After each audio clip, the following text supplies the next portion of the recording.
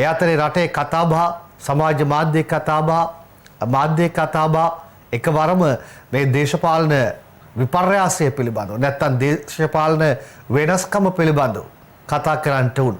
ඊයේත් මාධ්‍ය හමුව තිබ්බා. අර අයින් කරපු දෙන්න තිබ්බ මාධ්‍ය හමුව. ඒ දෙන්නට තුන්වෙනි අය එකතු වුණා. දැන් සෙසු පක්ෂ ගැන කතා කරනකොට ආණ්ඩුවේ විමල් උදේසා වාසු කියන නම් තුනම එකටනේ කියවුනේ. හැබැයි දෙන්නෙක්ව තමයි ඉවත් කළේ. තුන්වෙනියා ඊයේ වෙනම කතා කරන්න ගත්තා. ඒ ගැන අද පත්තර වාර්තා කරලා තියෙනවා. දිවයින දැවැන්ත ප්‍රධාන ශිෂ්‍ය පාඨයක් කොටස් කීපයකින් අරන් ඇවිත් තියෙනවා. අපි බලලෙමු. යුක්තිය ඉටු කරන තුරා කැබිනට්ටුව වර්ජනය කරනවා. වාසු කියන්නේ. ද්විත්ව පුරවැසිභාවයේ ලද්දෙකු රටම හයිජැක් කරලා මේ ජනපති යටතේ යලි ඇමති පදවි බාර ගන්නේ නැහැ. විමල් කියනවා. එදා ලියවුණු අවලස්සන ඇමරිකානු පොත දැන් මෙහි යලිත් ලියවෙනවා. ගම්මන් පිළියම කියනවා. වත්මන් ජනාධිපතිවරයා යටතේ කවර ලෙසකවත් අමාත්‍ය ධූරයක් ලබා ගැනීමට තමාගේ කිසිදු සූදානමක් හෝ කැමැත්තක් නොමැති බව ජාතික නිදහස් පෙරමුණේ නායක හිටපු කර්මාන්ත ඇමති විමල් වීරවංශී අවධාරණය කරනවා.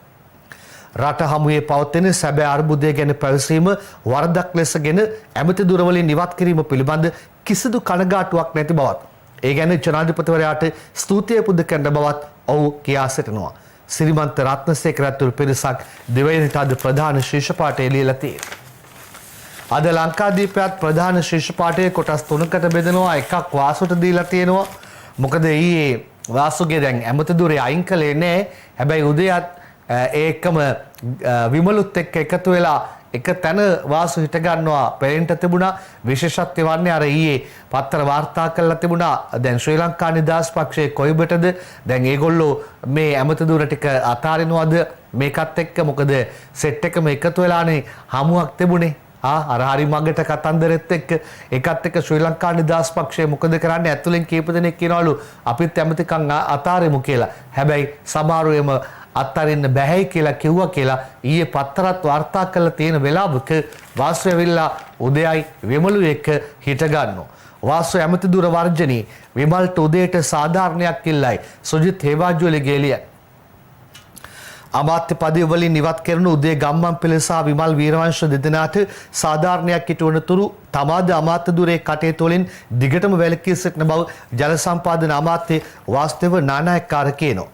ඔවුන් දෙදෙනාට සාධාරණ ඊටවන තුරු තමා කැබිනට් මණ්ඩලය වර්ජනය කරන බව ඔහු සඳහන් කරනවා. ජනාධිපතිවරයා උදේසා විමල් සම්බන්ධයෙන් ගත් තීරණය අසාධාරණ එකක් කියලා ඔහු කියන්නේ. රටේ පවතින ප්‍රශ්න සමග ජනාධිපතිවරයා දැඩි පීඩනයක සිටින බවත් එම තත්ත්වය පදනම් කරගෙන තම කණ්ඩායමේ වැඩපිළිවෙල බුරුල් කිරීමට හැකියාවක් නැති බවත් නානායක්කාර සඳහන් කරනවා. රටේ ජනබරමට සාධාරණ ඉටු කිරීමට කැප වී කටයුතු කළද කිසිවිටකත් විපක්ෂයට එක් නොවන බව ඔහු වැඩිදුරටත් කියනවා. එහෙමත් කියනවා. එහෙම ආරක්ෂාවත් එක තියාගන්නවා. කීයටවත් විපක්ෂයට යන්නේ නැහැයි කියලා. ඒ අතරේ මේ දෙන්නට සාධාරණ ඉටු වෙනකන් තමා ඇමති ධූරයට යන්නේ නැහැ. ඇමති ධූරේ කටයුතු කිරීම කැබිනට් මණ්ඩලයට යෑම වර්ජනය කරනවා කියලායි කියන්නේ. එහෙව් කියපු වාසුගේ ඇමති ධූරයට මොනවා වේද? අපිට ඒක කියන්න දන්නේ නැහැ. වාසු හැබැයි උදයයි විමලු එක්ක එක ලෙසටම හිටගත් ආකාරය දක්නට ලැබුණා. අපි බලමු දැන් ඊළඟට ශ්‍රී ලංකා නිදහස් පක්ෂයේ කර්තව්‍ය කොතනට අරගෙන යයිද? ෂේප් න්‍යාය දායිද? අර පහුගිය දවස්වල ටිකක් කතා බහ කරමින් ඉඳලා විරුද්ධත්වයේ ප්‍රගගේ ප්‍රකාශ කරමින් ඉඳලා ආයේ නිකන් අමුතුව නෑ අපි එහෙම කිව්වට අපි යන්නේ නෑ. ඔහොම කිව්වා. ඒ වගේ මේ වෙලාවේ ඒගොල්ලෝ ෂේප් න්‍යායට බහියද. විමල්ගේ උදේගේ මාධ්‍ය හමුව අද ලංකාදීපයේ දැවන්ත ශීර්ෂ පාඨ වලින් තවදුරටත් ඇතුල් පිටු හරහා වාර්තා කරනවා. ගෝඨාභය බැසිල් පාලනයට නතු වෙලා මොන ප්‍රශ්න තිබුණත් මෛත්‍රීත් එක්ක එකතු වෙන්නේ නැහැ. හිටපු කර්මාන්ත ඇමති විමල් වීරවංශ කිව්වා කියලා ලියන්නේ.